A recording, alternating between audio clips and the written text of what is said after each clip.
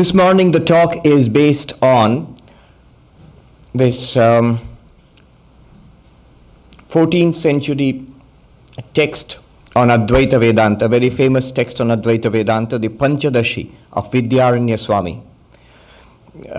In the Panchadashi you have 15 chapters on Advaita Vedanta. Today the one I'm going to talk about is the 6th chapter. What I'm going to draw upon is the 6th chapter. It's possibly the largest chapter in the whole book. So we're going to draw upon that. And the chapter is called, it's a chapter on the picture. It's called Chitradeepa, the lamp of the picture, or it's Advaita explained with the analogy of painting. I found that very interesting, so I'm going to start with that. In this chapter, what Vidyaranya has done is, he has used the analogy of painting, of art, to explain Advaita Vedanta. It seems that in those days, and maybe even today, when people were painting, what they would do is, they would take a piece of cloth and then go through a certain process, after which they will be able to paint it.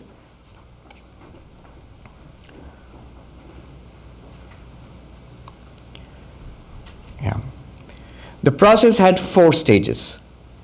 The first stage would be, take the pure white cloth, a clean white cloth. The second stage, they would stiffen it with starch. You can't draw properly on just a cloth, so they would stiffen it with starch. And then the third thing would be, they would draw an outline. The artist would draw an outline of the picture they wanted to paint. And then finally, the artist would fill in the colors. So 4 stages. The cloth itself, the pure white cloth itself, then stiffened with starch, then with an outline of the painting, and then with the colors filled in. With these 4 stages, Vidyaranya shows us the entire the cosmology of Advaita Vedanta.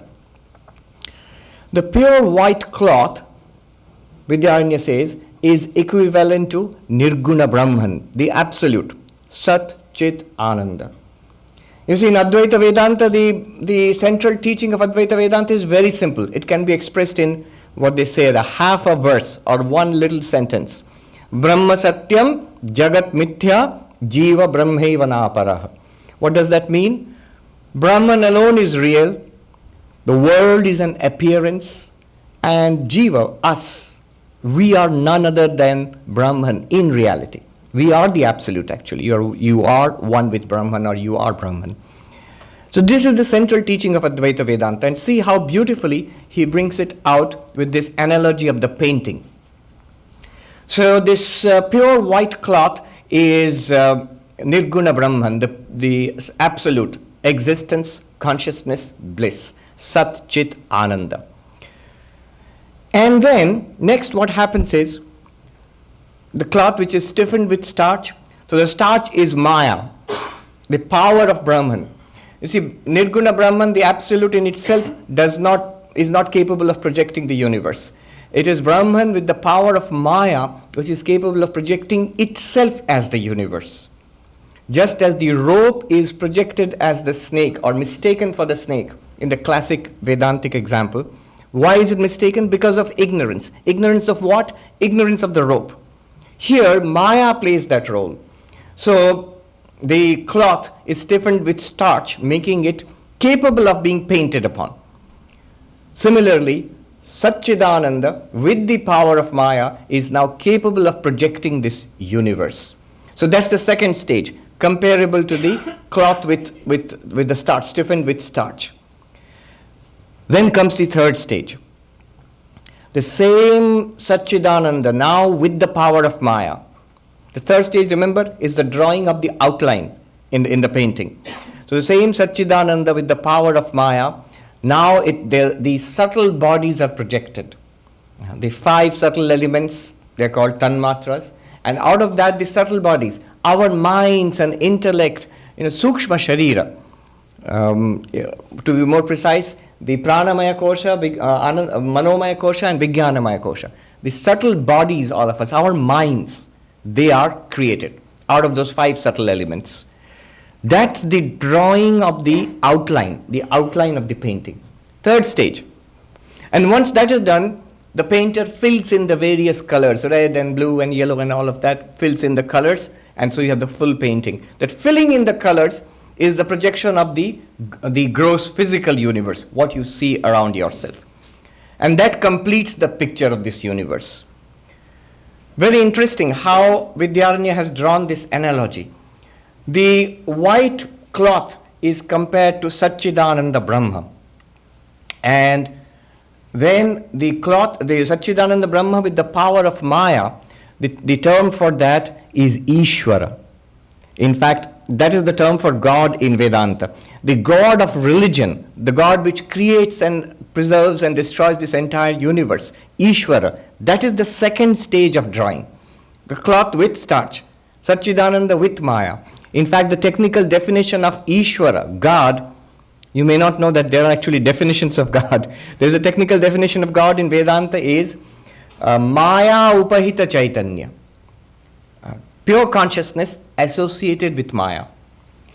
And then the third stage is all the subtle bodies, consciousness associated with Maya and with all the subtle bodies. The painting, the pure white cloth stiffened with the starch with the outline of the painting.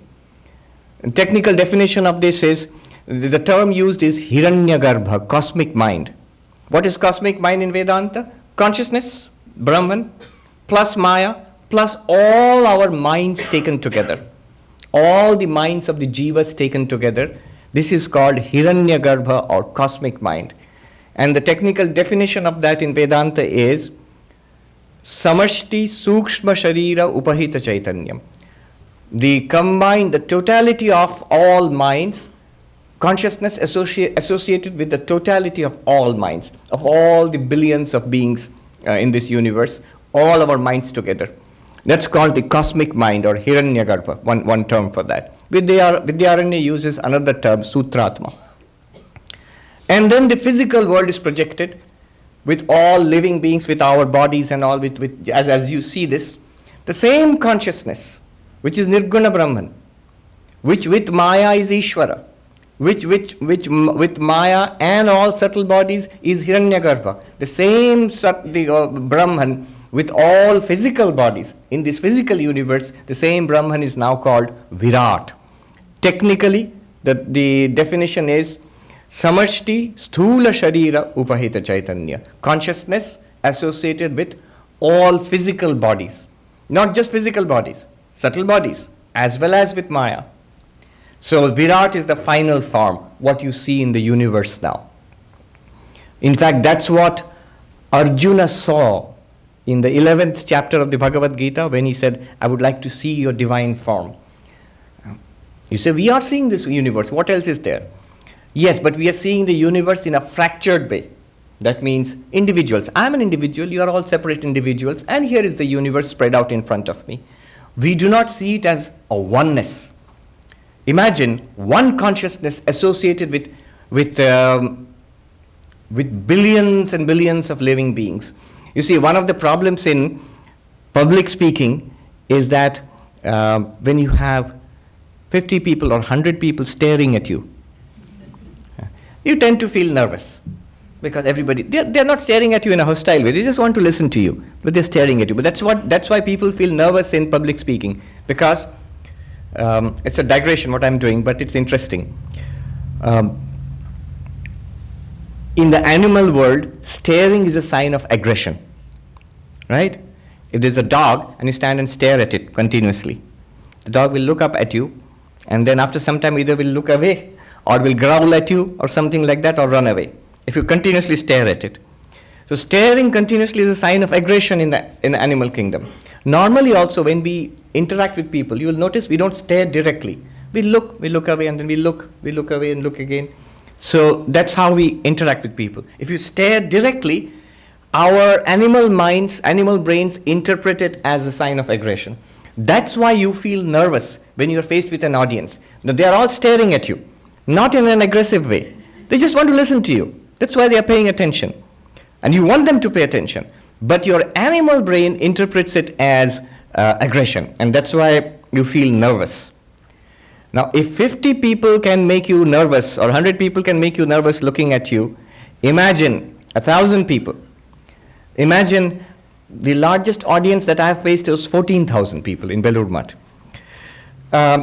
But imagine then, Arjuna, when he asked Krishna, I want to see your Virat. The name of the chapter is Vishwarupa Darshan, your universal form, the vision of your universal form. I want to see your Virat. You know what he saw? What he saw was, imagine all billions of human beings and billions of other dogs and cats and elephants and tigers, and all down to the meanest little creature, all billions and trillions of creatures, all suddenly, if they were possessed of one consciousness and they turned around and looked at you, what would you feel?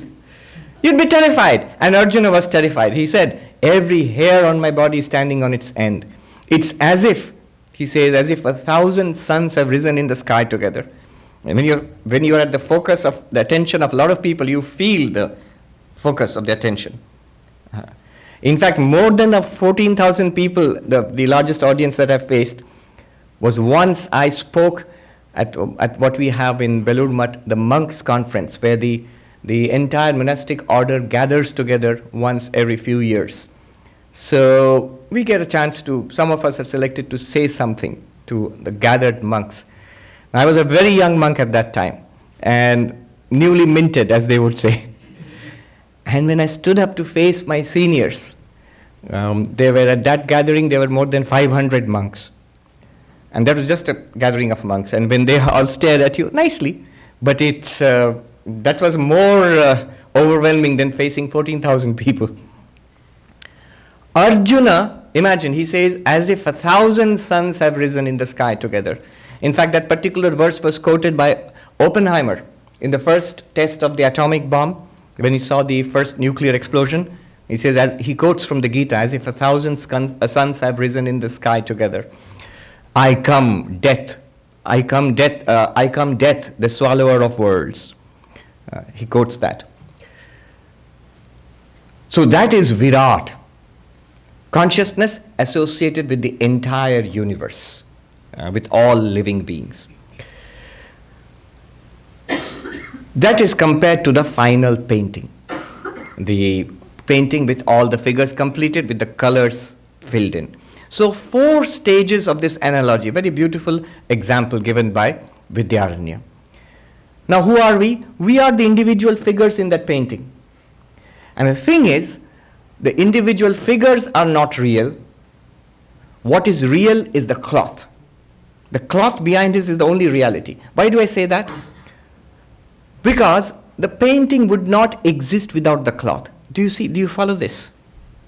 The only reality there is the cloth itself. Without the cloth itself, the pure white cloth, no starched cloth, no outline painting, no final painting. The reality all throughout is the cloth. When you starch it, and what's there actually? Basically the cloth. When you draw an outline, what's there? Basically the cloth. And when you finally have the full painting, what's there? Basically the cloth. Ultimately, that cloth alone is the reality. So this is an example. It's not an exact example. Don't say that, no, there is the cloth plus starch. That's an example. But ultimately, when the painting is completed, each individual being in that painting, each person, a man, a woman, a child, it's basically the cloth which is appearing in that form, in the form of a man or a woman or a child. In the same way, what Advaita Vedanta says, each of us is that background consciousness, Satchidananda. When you say, Aham Brahmasmi, I am Brahman, that's what it means, the background consciousness, Satchit Ananda. That's what we are supposed to realize. Advaita Vedanta says, this entire universe that you are experiencing, all the people, all the events of your life, all the living beings, all the non-living things that you see around, are in reality not the cloth, Brahman, Satchidananda Brahman. And that's what we are supposed to realize. We are not individual creatures of flesh and blood. We are not just body-mind complexes. We are actually Sat, Chit, Ananda, existence, consciousness, bliss, appearing as this body and mind complex. They didn't have movies in those days, 700 years ago. But if they had, I'm sure Vidyaranya would have a chapter on the example of the movie, the film example chapter in the Panchadashi. But I actually heard this very beautiful example from a Swami who was teaching us non-dual Vedanta in Haridwar. The example he gave was, imagine there's a little boy in some remote village in India who hasn't seen what a movie is. Very difficult to find such a little boy nowadays, but anyway, just imagine. And one day his dad says, I'll take you to see a movie. And on the way to the city, when they're going to see a movie, a film, the father tells the child, what you're going to see is a screen, a pure white cloth, a screen, on which pictures, light and pictures will be thrown, and there'll be sound, but basically it's all happening on a screen. Now when they enter the movie hall, the film has already started, and that's important because when we are born, the film has already started. If we could have gotten at the beginning, then there would have been no problem. But when we are thrust into life, it's in the middle of a movie. So they get into the hall and the child watches the movie, and at first he's engrossed in the movie. Like we are all, we're engrossed in life. But after some time, he asks his dad, Father, where's that screen you're talking about? Where's the screen? At one time we do ask fundamental questions of life. Is there God? What is the reality about this? Give me the truth about this. So the boy asks, where is the screen? You told me about a screen, that everything is happening on a screen. And the father says, right there, in front of you. Maybe the movie, I imagine it as the movie is about the Mahabharata war, Arjuna and Krishna, the Gita, Bhagavad Gita and everything. So I remember that because I had seen, my first movie was such a mythological movie about the Ramayana. And today it makes me laugh. I was delighted to see it. Today kids would think it's a joke. It's so crudely made in those days. Now, when the father says, there is the screen, and the child says, the screen, you mean Krishna is the screen? No, right behind Krishna, just behind Krishna in the movie. Behind Krishna, Arjuna. He's standing right there. No, behind them both. Oh, the chariot. Not the chariot. Behind all of that. Oh, you mean the battlefield itself is the screen? No, all of that. Behind all of that. Behind all of that is the sky. Then the father says, no, remove all of that and what you get is the screen. Oh, remove everything, the Krishna and the Arjuna and the battlefield and the chariot and the armies and the sky and everything, and remove. So nothing. That means the screen is nothing. Do you see the problem? Whatever the father points out to, he knows what he means. But there is a picture there. And the child mistakes the picture for the screen. Right here, in all our experiences, Brahman is there. But when the teacher, when Vedanta points it out, that's what you are, we think, oh, I'm body. No, beyond that, mind. No, beyond that. Blank, nothing more. No, beyond the blankness. We don't get it. The only way the child will get it is when the movie stops and the lights come on in the hall. When the movie stops, there's a small interval when the movie stops and before the lights have come on, it's just dark. There's no movie and nothing else also. That's like deep sleep. When we sleep, sushupti, deep sleep, you do not know the self, you do not know the world, you don't know anything, just the blankness. And then the lights come on in the hall and then you see the screen and you know what it is. Not only that, very interesting, next time the kid sees a movie, he will no longer be deluded about the screen because now he can see the movie is running, there are pictures on the screen, but while seeing the pictures on the screen, the child is very clear about what the screen is. Do you follow? Yeah? The child is able to see the movie and he knows these are pictures and what's behind all of the pictures is the screen. So the child will not be deluded. It's an enlightened child, but enlightened about the movie. Now, our enlightenment is all our experiences in this world are like a movie, and we have to see through these experiences to the reality behind. That's what Vedanta talks about. So that would be the movie example, if there were movies at that time, during Vidyaranya's time. But basically, you see, the example of the picture is valid. It's more or less the same example, just there are no moving pictures or sound there. And it's a very intelligent example. Vidyaranya takes it one step further and says, look, here is the picture. And in the picture, there are human beings in the picture. And the human beings are also wearing clothes. So these clothes, the cloth on a human being, on a person in the picture, the cloth is painted on the real cloth. There's a painted cloth and there's a real cloth. Just like that in Vedanta, there is the original consciousness, pure consciousness. And on our subtle bodies, in our subtle bodies, the consciousness is reflected. In Sanskrit, Chidabhasa, the reflected consciousness, which we are aware of right now. When we look into our minds, we feel aware. We feel conscious. That is like the painted cloth. That's not original. Originally, it's the pure white cloth, which is still there. On top of that, you paint it. And Vidyaranya points out, the painting is different. Some have red clothes, some have blue clothes, some have yellow clothes. Similarly, in the world, some are energetic and dynamic, some may be a little dull and lazy, some are very quiet and unassuming, some are very good people, some are not so good people. All of these are paintings on consciousness. So he beautifully shows the difference between jivas, individualities. The differences are not real. What is real is the background consciousness. The differences are painted on. So in this example, Brahman is the divine artist. I think the subject today was the divine artist. I was in two minds. Should I call it the divine artist, or the other title I thought of was the big picture?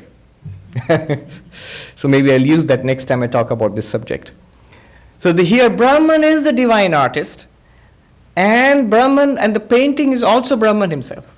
The painter is painting on himself or itself. So it is one reality.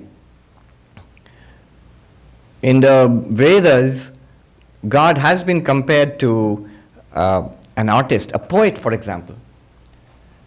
I met one Swami in the Himalayas whose guru had told him that you stay in the Himalayas and look upon the Himalayas as a visible representation of God, as a visible manifestation of Brahman. And he quoted from Kabir Das, Khule nain dekhu sahab ko. I shall look upon my Lord with open eyes. Not only in meditation, with open eyes. How? That Swami told me, his guru had told him, quoted from the Vedas, Pashya devasya kavyam yona jiryati namamara. Look upon the poetry of God, which neither decays nor dies. Looking upon the grand sights of the Himalayas and the Ganges running down there. It's the poetry of God. So God has been compared to a painter, God has been compared to a poet. Beautiful examples. And the purpose is, we think of ourselves as this individual being, and you're all individual beings different from us, but I'm not aware of the background existence consciousness place. And the technique of Vedanta is to lead us to show us that I am not the body and not the mind, I am the background consciousness. You are not the painted figure. The reality behind you and behind everybody else is the same white cloth. In the same way, the reality behind every one of us is Brahman, one reality behind everybody. And the techniques, we have heard of those techniques. I will not go into that today. Drig Drishya Viveka. How do I go back from this to the pure consciousness, witness consciousness? Not difficult. Drig Drishya Viveka, for example. What you see, that you are not. That's an object. The one who sees or one who experiences is the subject. So you see this world, obviously we don't think we are the world. But our problem starts with the body. The confusion starts with the body. We think we are the body. But then use that criterion. Do you experience the body? Yes, I experience the body. If I experience the body, experience means sees the body or touches the body or feels the body. If I do that, then the body is an object of my awareness. That which is aware of the body is the real me. Okay? So what is that? I can see the body, so the eyes are seeing the body. Am I the eyes? Am I the sensory system? But the eyes also I am aware of. I know I have opened my eyes. I know I can close my eyes. I know that I need glasses. That means I am aware of my eyes. The eyes are also objects. The sensory system is also objective. That which is aware of the eyes, being different from the eyes, being inward and subtler than the eyes, that I am. Is that the mind? Consider the mind then. The thoughts in the mind, the emotions in the mind, the memories, the sense of ego, all of that I'm aware of. If I think 2 + 2, 4, it's a thought. Am I not aware of that? Yes, I'm aware of that. In that case, I am not even the mind. We are in deep waters now. I am not even the mind. I am something that which is aware of the mind. In fact, even the sense of ego, I, you feel it right now? If you say, I am sitting on this chair. Okay? Everybody will agree except me. I am not sitting on the chair. You agree, yes, I am sitting on a chair. But this idea, this feeling, this conviction that yes, I am sitting on the chair, are you aware of it? If you consider it, are you aware of it? What is aware of that? What within you is aware of this feeling, I am sitting on a chair?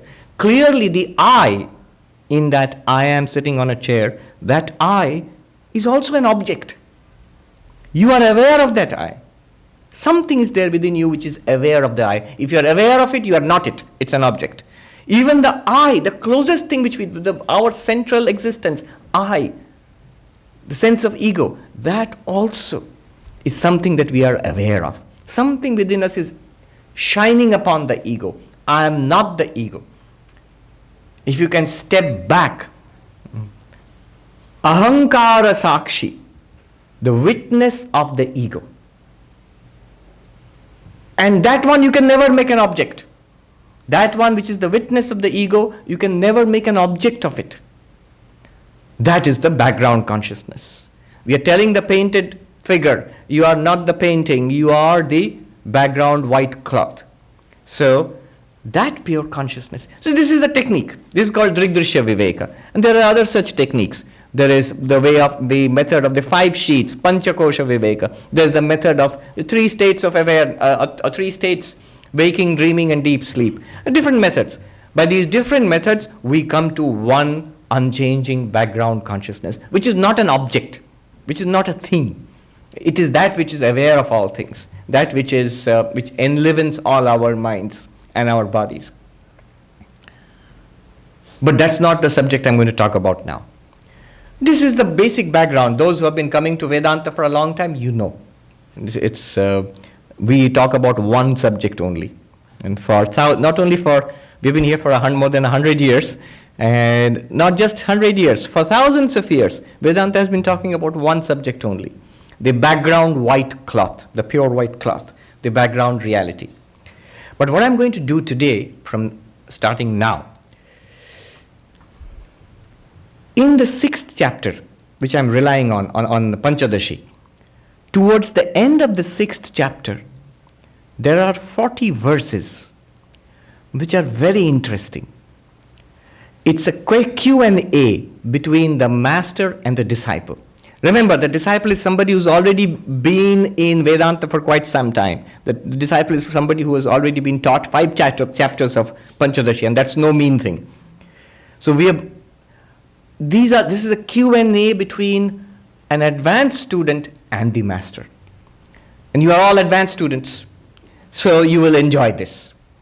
An absolute newcomer to Vedanta will not find much traction here. But when you listen to the questions, and even more so the answers, we'll discuss that now, you'll be delighted because you'll feel, I had these questions. These questions are very subtle, and the answers are even more so. And the advantage is, for an advanced student, for an absolute beginner, it will not make much sense. But for somebody who's been in Vedanta for some time, our understanding of Vedanta becomes much more deep and profound when we ask these questions and we receive answers and we contemplate the answers. They take us to the very verge of enlightenment, and if you're lucky, beyond that. So let's see. After listening to the teachers, to the master, the disciple asks this question. It's all right when I am listening to you in class, but the moment I step outside the class and I go back to my life, I still feel I am this body and mind, and here are other people different from me, and here is a real universe. I don't feel this is an appearance, it's a painting, and I am the background canvas. I don't feel that. The student asks, what's the question? Dvaitasya vastutvam. Duality seems to be real to me the moment I step outside the class, when I confront life again. So what do I do? And the teacher's answer is exactly what you did in class. Exactly what you did when you were learning Vedanta. What did you do? What did we do just now? We took up one technique, Drigdrishya Viveka. When you are confronted with the world, it seems to be, I am the body and mind, here is the world outside me. Use the same technique. For example, the technique which we spoke about just now. That, am I aware of it? Yes. Am I aware of the world which seems real? If it seems real to me, I'm aware of it. If I'm aware of it, then I am something separate from it. It's an object in my consciousness. Apply that to the body, apply that to the mind, and very soon you are back into pure consciousness. The answer given by the master is, use the same technique of philosophical inquiry, Vedantic inquiry. In Sanskrit, the word is vichara or viveka, separating the real and the unreal. You see, all of this is a painting upon the white cloth. All of this is an appearance to the consciousness which I am. Use that technique. Even when you are outside, when you are dealing with life. Immediately the disciple comes back with a second question. It occurs to us. How long do I have to do that? When will this understanding be steady? When will I be steady in this understanding? How long? Kiyantam kalam. How long do I have to keep on doing that? And the master says, what's your problem? Why do you ask this question? When do we ask such questions? When something is troublesome. Did you have breakfast this morning? Yeah. Do you ever ask, how long do you have to take breakfast? You enjoy it. You love taking a cookie, for example. Do you never ask, how many times do you have to take this cookie? No. Similarly, the master says, this analysis of Vedanta, establishment of non-duality, coming to this non-dual awareness, this is joy, this is happiness, this is peace, this is an end, sarva anartha nivritti, this is an end to all suffering. In fact, dwelling on duality is suffering. Dwelling, thinking like this, I am this limited creature of flesh and blood who is going to get old and diseased and die. Dwelling in this paradigm, struggling to make a life for myself, scrabbling to get a little bit of happiness and trying desperately to avoid unhappiness, not very successfully, all my life, and soon I will die. This is Swami, this is a very pessimistic view of life. That's what it is. Why would you ever want to dwell in this paradigm? Dwell in the other paradigm. Even if it seems theoretical, even if it seems philosophical, even if it seems just imagination, try to dwell in that and see what happens. Immediately you get peace. Somebody a few days ago said, I listened to this teaching of Vedanta, just listening to it gave me a lot of peace. It creates a separation between the real you and the imposition of the body-mind. It creates a separation, a gap. It gives you room to relax, take a step back and relax. To put the burden of life down for once. It's like a man carrying a huge sack on the head. But suddenly you see, no, it's a picture of a man carrying a sack. Now, in the picture, how much pain is that man experiencing? Nothing, it's a picture. Similarly, the whole thing, the so-called burden of life appears to our awareness. If you think in that way, if you remain in that paradigm, immediately you get rest, you get peace. So the master says, why do you ask how long do I have to do this philosophical analysis, Vichara? Do it as long as you want. Vedanta says, Asupte amrite kalam nait Vedanta chintaya. Till you fall asleep, till you die, spend your time in Vedantic thought, in this Vedantic paradigm. It won't interfere with your life. You'll be able to function much better. Vivekananda said, a student who thinks that he is the Atman will be a better student. A fisherman who thinks he is the Atman will be a better fisherman. Whatever you do in life, you can do it much better with greater relaxation, with greater peace and joy and strength and calmness. If you think that you are the Atman. Even before enlightenment, even before that, if you change the paradigm. So why are you asking how long do I have to do this with a long face? No, it's a matter of joy. Then the student says, next question, the disciple asks, and we all ask these questions. I understand that I am the Atman. When I do Drig, Drishya, Viveka, these techniques, I begin to get a sense of what you're talking about. I understand it, that I am the Atman. But still I feel hunger and thirst and pain. You said I am pure consciousness, beyond suffering. But I feel it. Do you see the contradiction? Sri Ramakrishna says, they say that they are the Atman, but if you're pierced by a thorn, they go, ow. Kanta phutle, oof kore ote, in Bengali they say. So, I feel pain. I feel hunger and thirst and suffering. Directly I feel it. I understand I'm the Atman. Question? Do you see the question? If you enjoy the question, you'll enjoy the answer. You see, yeah, it's my question. What is the answer? The answer is very subtle. These questions are questions of people who have already studied and understood Vedanta. Now look at the answer.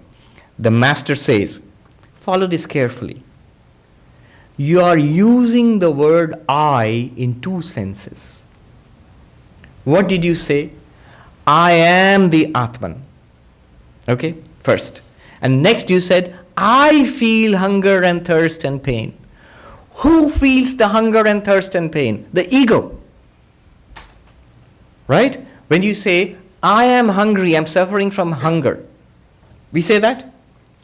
All of us experience, suppose we in modern civilization we don't experience that, we're just the opposite. We eat too much, we are hardly ever hungry. But pain, suppose physical pain. I feel pain. I feel pain. You can actually try it.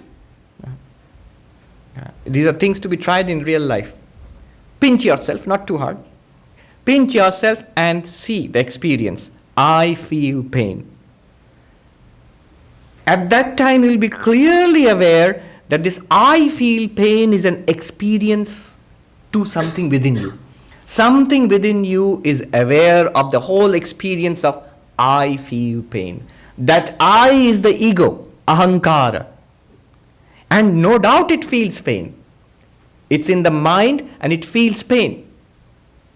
But behind it, lighting up, illumining it, is consciousness. That one which is aware of, I feel pain right now. I feel pain is an experience. That one which is aware of this experience right now, does it feel pain? Is it in pain? No. Am I losing you? Some of you. That's all right. But think about it. You have used the word I in two senses. First you said, I understand that I am the Atman, I am the witness consciousness. Next you said, I feel pain. If you feel pain, the whole thing is an experience appearing to the real I.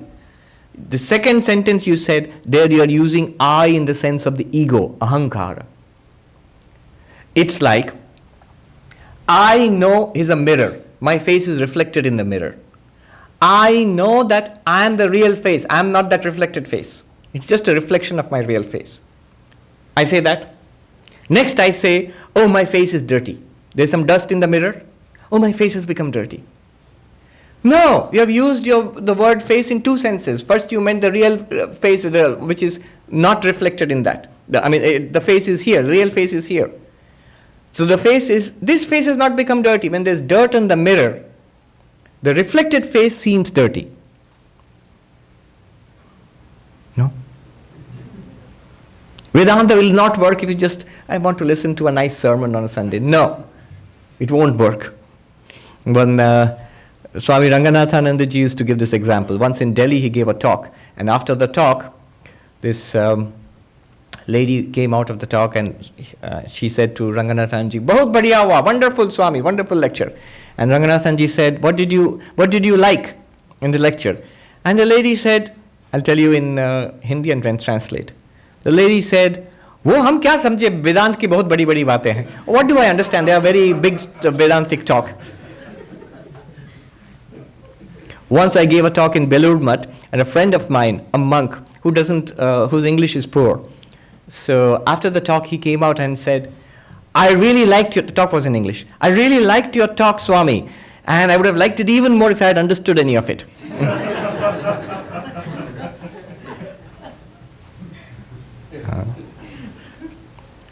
Consider this example. You are looking at your face in the mirror. There is the original face. There is the mirror, and there is a face in the mirror, your reflected face. And you know, that's not my real face. My real face is here. I know I am this. I am not that reflected face. It's a reflection of my face. You say that, sentence 1. Sentence 2, there is dust on the mirror. You say, "Oh, my face has become dusty." Your real face has not become dusty. It's the reflected face in the mirror. First you used original face, and the next sentence you are using the word face for the reflected face. You are making the same mistake when you say, "I am the witness consciousness. Oh, I am in pain." What you are doing is you are superimposing the reflected consciousness in the mind. The mind is like the mirror, or the ego in the mind very precisely is like the mirror, and you, the consciousness, are reflected in that. All of this may seem very theoretical. It is not, I assure you. You can actually check right now to see this is exactly what is happening. If you can see it that way, you are very close to enlightenment. In fact, I'm saying very close to enlightenment just for safety's sake, because otherwise you'll feel you are enlightened. You'll see the difference very clearly.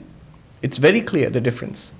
So the master tells the disciple, you are using the word I in two different senses. When you say, "I am Brahman," I understand. Okay, I am Brahman. You have understood this? Then now next, why are you saying, "I am in pain"?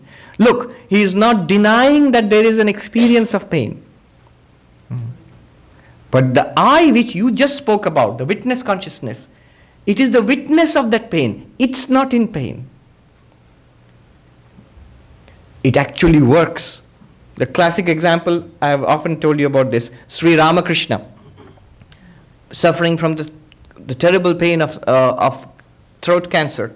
And Hari asks him, "Sir, how are you today?" And he says, "Oh, I'm in great pain. I cannot eat. This hurts." And Hari says to him, "Sir, I see that you are in great bliss." And Ramakrishna bursts out laughing and says, "Oh, the rascal has caught me out." How is that possible? Is he not in pain? He is in pain. There is pain. There is the ego in the mind which identifies with the mind and the experience of pain in the mind and can legitimately, truthfully say, "Yes, I am in great pain." There is the greater truth of the consciousness which lights up the whole thing, which is beyond pain. And he can say, "Yes, I am in great joy. I am in no pain." Both are true, but both at two different levels. You can look at the mirror which is cracked, and you can see your distorted reflection of your face, and you say, "My face is cracked or distorted." And you can say, "Nothing has happened to my face." Both are true. The word "nothing has happened to my face" is a greater truth, is really true. And this is an experience which you are having. Again and again. I read a letter by Swami Shivananda, who was the second president of the order, the direct disciple of Sri Ramakrishna. A letter which he is writing to a simple postcard, and I actually read it recently. He's writing to a monk many, many years ago. The body is not at all well. He's saying, the body is not at all well. But the vision of Satchidananda within is ever before me. That I'm always in that experience. Hence, I do not care for the body and its illness. And he writes, I pray to Sri Ramakrishna that you too may one day have this vision. Basically, you see, this is the same question. The separation of the ego from the Atman. Ahankara and Atma. Ahankara is anatma, not self. Ego is not self. That's our problem. We think that the ego is the self. I am this. But I am experiencing it. What experiences the I? That is not the self. The disciple is not going to let go. It's a very serious disciple. So he says, yeah, I get it, what you're trying to say. I'm superimposing the mirror and its reflected face upon my real face and thinking that's who I am. No, I'm not that. I understand. But, next question. He says, Jhatiti adhyasa. It happens so fast. Some thorn pricks me and I go, ow, it hurts. Somebody throws an insulting word at me and I, the great Vedantic student, decades of, I've been coming to the Vedanta Society for 30 years and somebody hurls an insult at me and I flare up immediately. What a road rage. Or I heard a new one, parking rage. So immediately I become angry, furious. What has happened? A word comes, insulting word, directed to the person, and the person reacts in anger. Instead of saying, I am the witness consciousness of all of this. If you would say that, then the flash of anger in your mind would immediately quieten down. It's our identification with the mind which makes us feel, I am being insulted. I am righteously angry. We don't feel that. Why don't we feel it? The disciple points out something important. He says, Jhatiti, it happens very fast, in an instant, before I can think, before I can bring my Vedanta, take out my Vedanta notes and read it. Before that, it... And the master says, do you know why that happens? These are all important. These are very subtle, but very practical. And it deepens our understanding of Vedanta. He says it happens because of long practice. You have seriously practiced being the body and mind. Not only for many years, for many lifetimes you have practiced, I am this. So it becomes an automatic reaction. Then what do we have to do? Avartayet advaitam. Repeat the Advaitic understanding. Repeat it again and again. Immerse yourself in it. Be sunk in that Advaitic understanding, at least for some time every day, till that too becomes a habit. I gave the example of, and I've seen monks for whom it has become a habit to react not as the ego, as the body-mind, but as witness consciousness. To take that position. No time to give examples, but it is possible. It can be done. First of all, you must have that understanding. So attend the Vedanta talks and read the books and try to meditate and understand and see the difference between the pure subject and what is an object. And then try to remain, think, speak and act from that position. The student is said, okay, I get it. One more question. The disciple goes and asks this next question. I read, and you have taught me in Vedanta that you go beyond all desires. We go beyond all desires when you attain enlightenment. The Atman is beyond all desires. But unfortunately, I find two problems. One is, I still have desires. I can't claim that I'm enlightened. And second, more troubling, when I actually look at the lives of enlightened people, they also seem to have desires. Right? Sri Ramakrishna would come down from ecstasy and would say, I'll have a glass of water. Or he would say, he had a preference for jalebi, a particular Indian sweet. So did he not have a desire for jalebi? Did Vivekananda not have a desire to set up the Vedanta Society of New York? Here we are, luckily he did. So they had desires. You might say good desires, but they certainly do have desires. And the master says, look, again you are making the same mistake.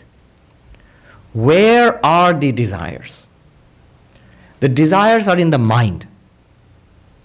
The ego is in the mind. So there's a thought in the mind that I like a cookie. The ego says, I want a cookie. You are the witness behind both the ego and the liking of the cookie.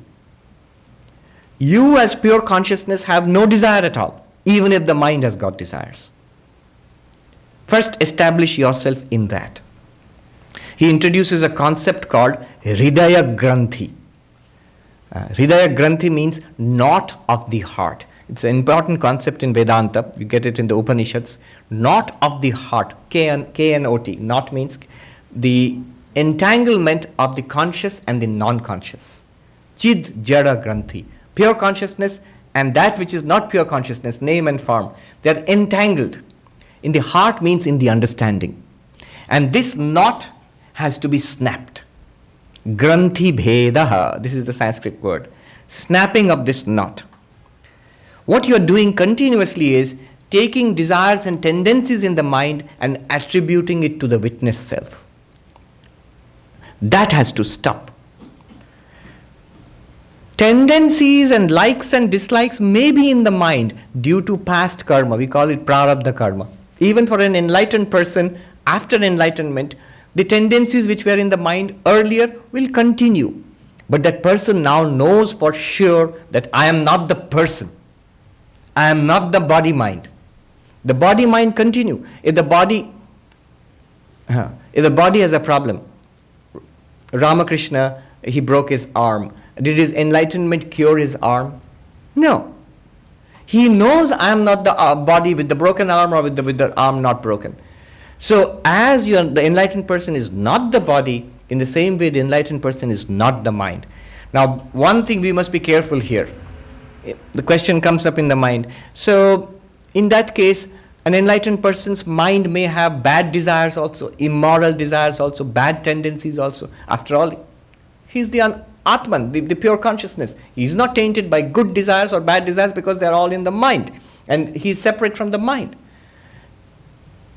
Is that possible? The answer is, one must be careful here. Absolutely not. Because to attain that enlightenment, a person has already gone through sadhana, spiritual practice, has gone from immorality to morality, an ethical life. One cannot be spiritual without being moral first. One may be just moral and ethical without being particularly spiritual. But one cannot be spiritual without being moral and ethical. So a moral and ethical personality is already there. And when the enlightened person realizes, I am not this moral and ethical personality also, I am the witness of that, then what happens? The moral and ethical personality continues. It continues after enlightenment also. So all those moral desires, good desires, the good tendencies which were cultivated over a long period of time, those will continue. Not immoral desires. There won't be any immoral desires. Another thing, immoral desires, lust and greed and anger, negative reactions, they all come. Fundamental condition is strong body-mind identification. It is because we are strongly identified with the system of flesh and blood, that's why lust affects us, anger affects us, jealousy affects us, arrogance and pride affect us. I am a very learned person. You don't know anything. That's identification with the intellect. I am a very rich person. You are a loser. That's an identification with this personality and its successes in life. I am the witness to all of this in all bodies and minds. The plain white cloth is behind all pictures painted on it. I mean the common reality to all of this. Then why will you be attached to one thing and not to the other? Why will you be attached to the billionaire's body and mind and not to the homeless person's body and mind? You are the detached witness of both.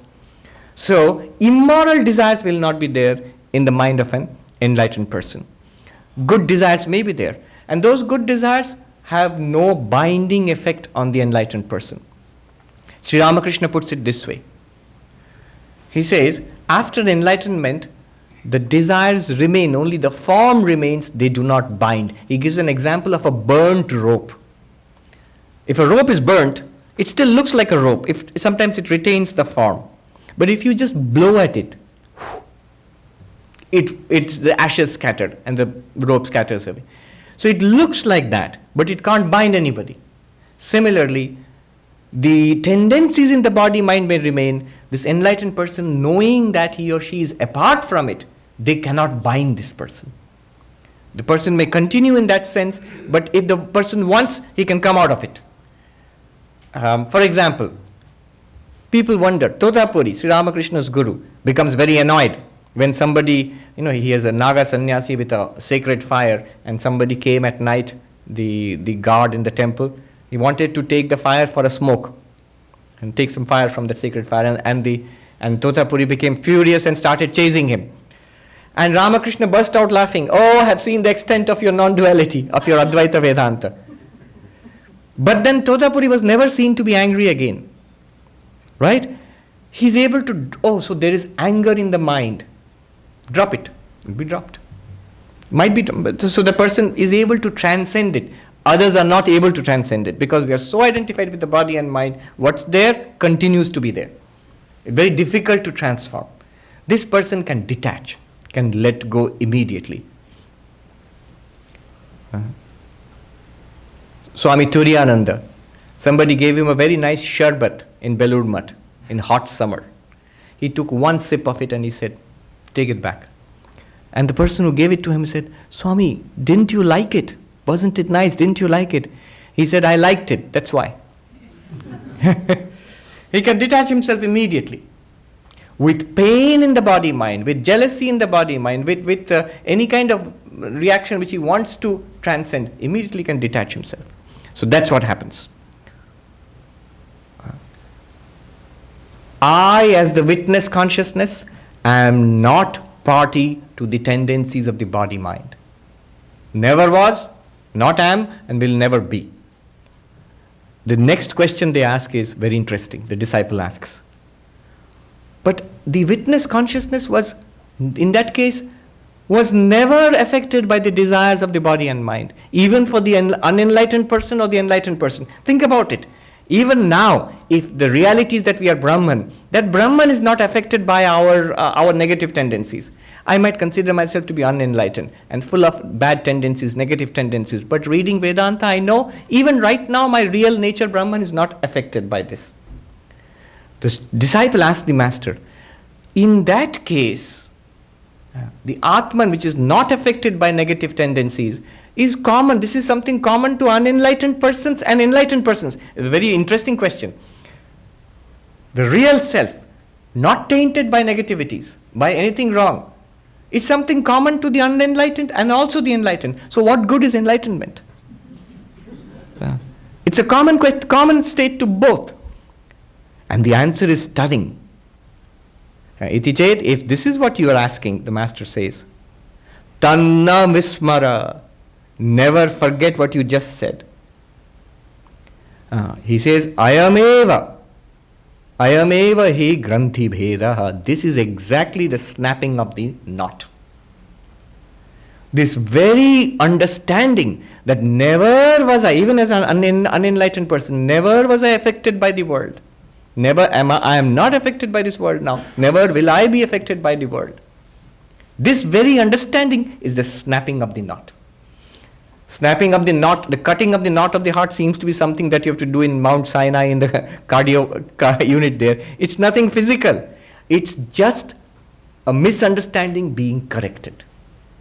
The master says, what you have just said now, absolutely, what you have just said, there is no difference as far as the Atman is concerned for the unenlightened person, for the enlightened person. This itself is the snapping of the, cutting of the knot of the heart. This itself is enlightenment.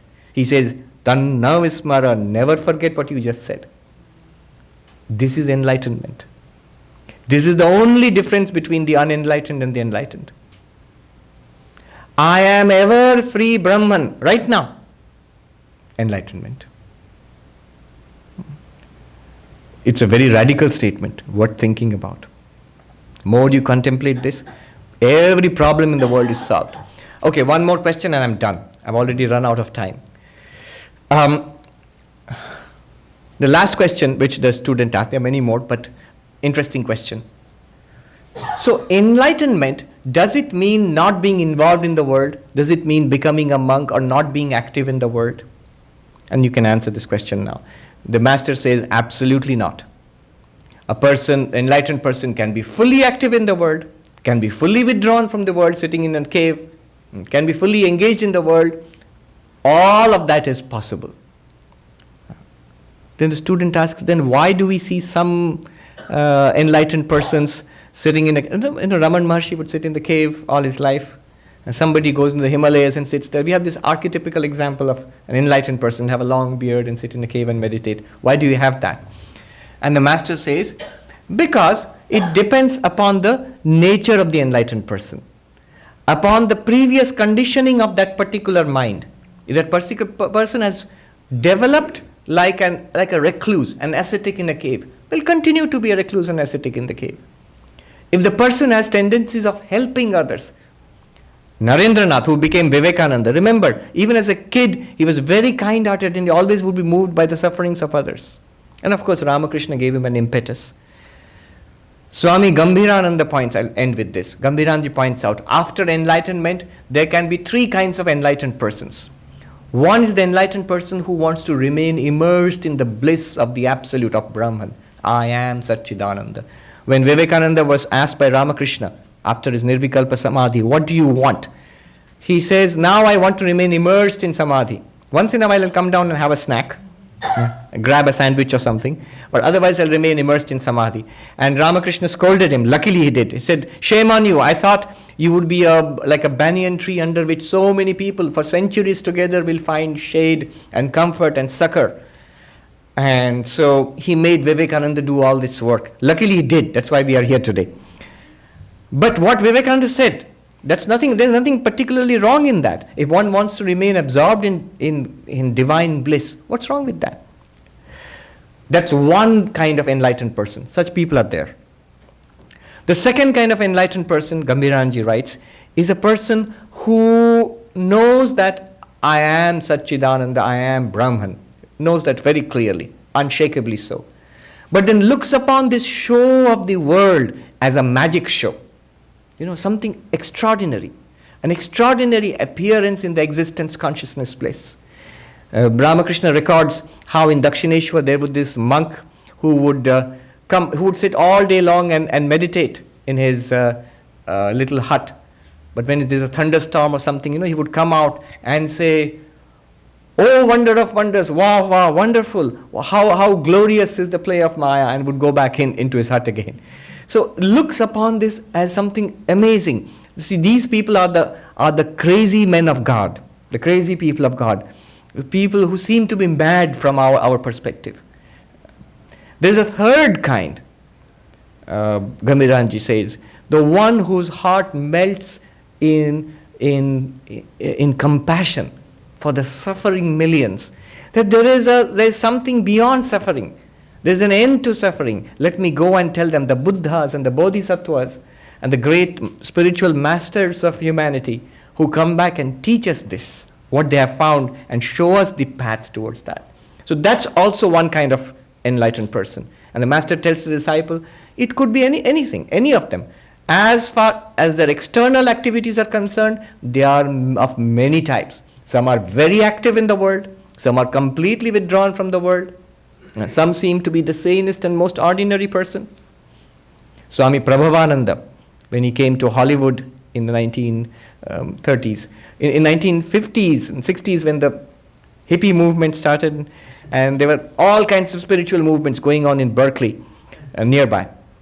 He joked, Berkeley, wonderful place, an avatar at every street corner. And he said, with a touch of pathos, he had seen the direct disciples of Ramakrishna. He said, what do I see here? What did I see in Belur Math in those days? I saw gods pretending to be men. And what do I see here? I see men pretending to be gods. So there might be people who are very active in society and fully enlightened. Might be people who are completely withdrawn. All of them, their external activities are very different. Internally, their realization is one and the same. One person is not more enlightened and one person is not less enlightened. They all have realized we are the same Satchidananda. So very beautiful discussion. 40 verses nearly at the end of the 6th chapter of Panchadashi. And there are more. There is also a beautiful section which will take more than a full class to talk about, where the disciple says, Granted all of this, I understand. But still, give me some practical techniques of stabilizing this knowledge. And the teacher gives him. There's a threefold approach to stabilizing the knowledge. So those things are also there. Very subtle discussion. If you follow it, you will get great joy, and it's sprinkled with flashes of insight all throughout. Continuously brings you back to the reality, Aham Brahmasmi, I am Satchidananda. Om Shanti Shanti Shanti Hari Om Tat Sat Shri Ram Krishna Arpanamastu.